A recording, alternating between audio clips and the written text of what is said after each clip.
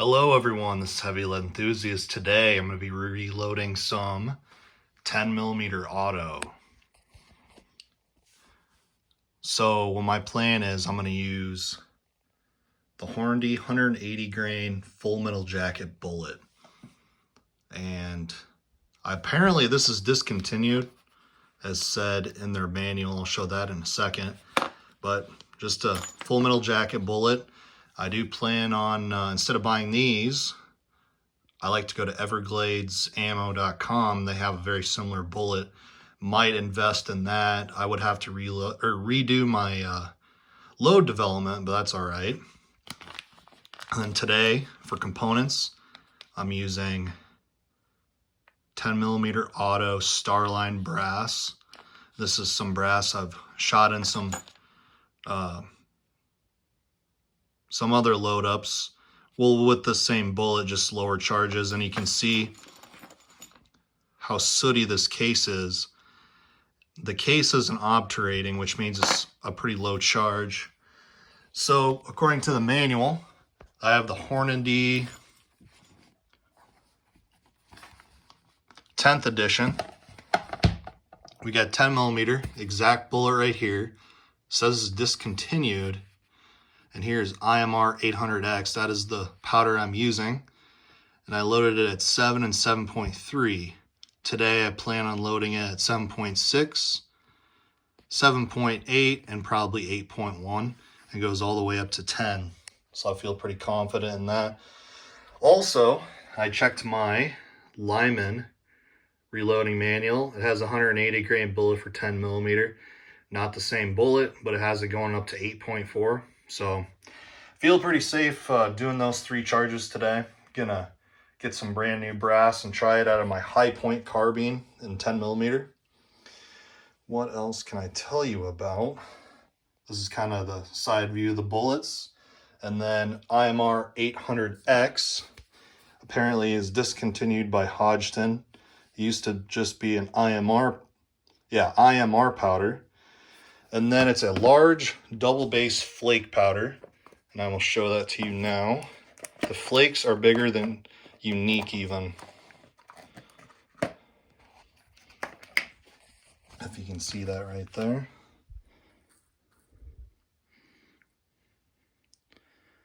Me personally, I like this powder. A lot of people hate it because it doesn't meter worth of crap. As people say in reloading forums, it's like trying to meter cornflakes through a straw.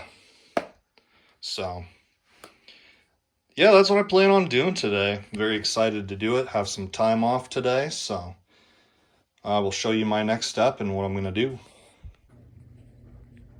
Alright guys, so my next step I like to do is I just take a cheap little like Tupperware container from Dollar General, put my brass in it, count it out how many I want to reload today. So then I take this hornady one-shot case lube. The reason I like this is I've had great success with it. No cases have been stuck in dyes yet, and it doesn't contaminate powder and primers. So if there were a little bit to get into cases, I'm not too worried about it. And then also I wanted to add my other component I forgot to mention earlier is I'm using a Remington large pistol primer, since 10mm, unlike 40 Smith & Wesson, uses a large pistol primer. 40 Smith & Wesson uses a small pistol primer. Don't ask me why they did that. They just did it. So all I do, give this a little shake, and you don't need much of this. Since it's just pistol brass, you're not trying to full length resize like big old Magnum rifle cases. I just kind of do this. And that's actually plenty. And then next thing I do is just tumble it around a little bit.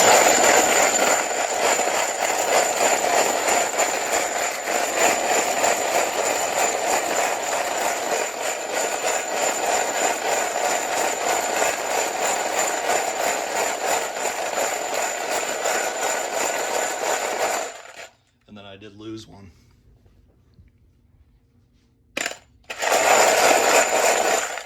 I kind of let it sit for a minute, and then I just go back to the press and start resizing them. Even though these are brand new pieces, for some reason, I can't explain it. I like resizing them anyways, just in case there was a little discrepancy when they made these cases. And then I'll also show you a new thing I just bought and I'm really excited about. It's going to speed up the brass prep time. Alrighty, so I just got done resizing these cases. So next thing on the agenda is what I do is I wipe these off, get any excess lube off. Because the only downside with hornady one shot, it can get sticky. Not super bad, just you can almost tell it's just a little tacky on the brass. So all I simply do is I take just a little cloth, wipe it off, and then what you want to do is find an area with good light. And I like to turn the case in my hands, look at it from multiple angles, make sure there's no cracks or bulges or anything. And also another thing I like to do is find like a nice white backdrop and check that primer pocket hole. If you can see, there's no corncob media or anything lodged in there. That's very important because I've heard even a story of a guy that had corncob media stuck in his primer pocket. What happened is that whole case ruptured. So kind of a scary incident. And anyways, you've probably seen me in the past where I use the tool. I'll just grab it here. I'm thinking about it. You're trimming and not trimming and deburring, chamfering and deburring tool. And I've used this sucker a lot, but it takes forever. At least it feels like it. And case prep is one of my least favorite tasks in reloading. I really enjoy priming the case, putting powder in, seating the bullet, crimping. I love those steps. When it comes to case prep, absolutely hate it. And I'm going to be honest with that. So I invested in this guy. It's a Frankfurt Arsenal case prep center and also has an option for trimming. I haven't used this part yet, but I plan on to get into some 5.56/223 and 308 loading. So I'm going to need to use this in the future, but don't have it set up at the moment. But anyways, with this guy, I got it on sale for 140 bucks and it's got 3 extra stations. So I got this tool for chamfering inside the case mouth and then the outside. And then this is also a small primer pocket cleaner. It also comes with a large, and then it's like in this container, you got various attachments with it. So when I decided to go into the rifle trimming, I got all these little washer things. I forget what they're called, that you can trim your cases and set it up. So yeah, pretty cool. Hopefully I should say worst case scenario, if I don't have good luck with that when it comes to case trimming, at least I have these 3 stations. So sometimes it's nice to buy a multi-purpose tool just in case it doesn't work out that well, because then you can use it for other purposes. So this is going to speed up my case prep a lot. So I'm going to turn it on. All I need to do with this case, and I don't necessarily have to clean the primer pocket since it's a new piece of brass, but I'll show you anyways. So all I do is I take this, okay, and then run this in the next station up here. Okay, so then I kind of feel the case mouth. Feels really good actually. And then if I were to clean the primer pocket, I simply put it on this right here. But yeah, that's how it works. And that was much faster than trying to do it all by hand. So very excited about this tool. I'm gonna do all the 50 cases quick. Hey guys, just got done with my last casing, charging with my highest charge of 8.2 grains of 800X. Got my little electronic scale here. And then one thing I want to tell you guys, always put the can of powder where you're reloading, so that way you're not questioning. So if you put it in a separate place, like for example, this is just a plastic container that used to hold like those lemonade packets. I just cut most of the top off. If you were to put this away, and you just have this, you may be questioning, did I grab the right powder? That also begs the question, don't leave multiple powders out on your reloading bench just in case, because the last thing you want to do is mix powders, give yourself a heart attack. But anyways, I kind of wanted to discuss, and this is 8.2. If this shuts off, I'm not worried. The reason I like this system with my 40 Smith & Wesson 10mm dies is these are Lee dies, and what I like about the expanding dies, you have this little adapter thing on top. You can put a funnel, and it's a powder through die. So since 800X doesn't meter very well, what I do is I take my Lee scooper and I just measure out the correct weight, and then all I do is simply pour it in the funnel. It goes in the case. So I'll give you an example. We'll take this off, pretend I never did anything, and there is nothing in here. So I put it in the shell holder right here.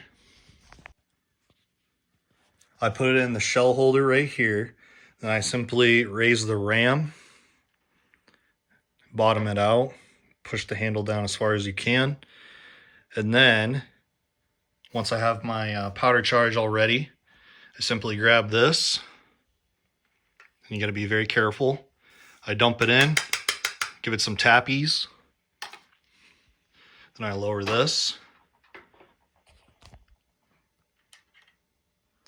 check and make sure I got powder. That's 8.2 grains of 800X. I would say it's 60% full, so even if you were to double charge this, it would overfill. So I tried it with just shy of 10. It was getting pretty high up there, so I'm pretty confident in my abilities. But this is my 8.2 grain charges. My other charges are sitting over way across the room from me. So, yep, all I'm going to do is put bullets on these guys, and I plan on getting out to the range. Alrighty, guys, this is my range report for the 10mm, 180 grain FMJ flat points, and I got examples of brass from each charge. They all look pretty similar. They're still not obturating.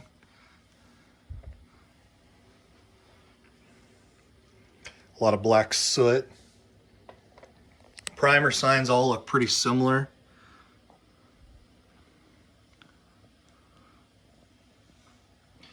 So I used 7.6 grains 800X, 7.9, and 8.2. And as just for a reminder, in the Hornady manual, they have IMR 800X going all the way up to 10.1. So I'm still virtually 2 grains below max. So what I've noticed with this powder bullet combination is it doesn't really matter what charge you're using. The bullets seem to be pretty accurate, at least out of a high point carbine, so pistol caliber carbine. A lot of fun shooting it today, despite the case is not obturating. I mean, worst case scenario, these would still be great loads. They cycle fine and fun to shoot. You get a lot of power of that 10mm. And also another note, guys, maybe someday I'll do a 10mm versus 357 video, because I believe my 10mm high point carbine has a 16-inch barrel, and I have a Rossi 92 357 with a 16-inch barrel. Be very interesting to see the velocity comparisons between the two. Maybe use similar sectional density bullets. It could be interesting for our energy numbers and velocity.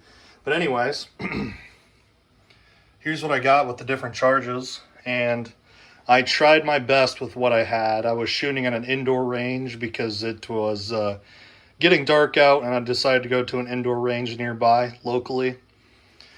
First group was with the 7.6 grains. So here's a Sharpie for comparison. Here's my fingers. I mean, pretty good. There was no dedicated,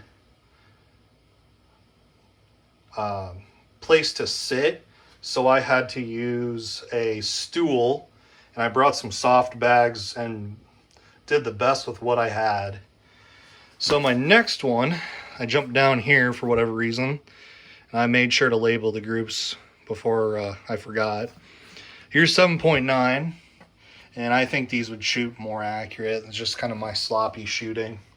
This is at 15 yards, by the way. And then here is the 8.2 grain load. So I guess I have a caliper. I could measure them, but not a big deal since I'm going to keep working this load up. And if I get really excited, I'll make another video about it. Maybe post some velocity data and energy foot-pounds.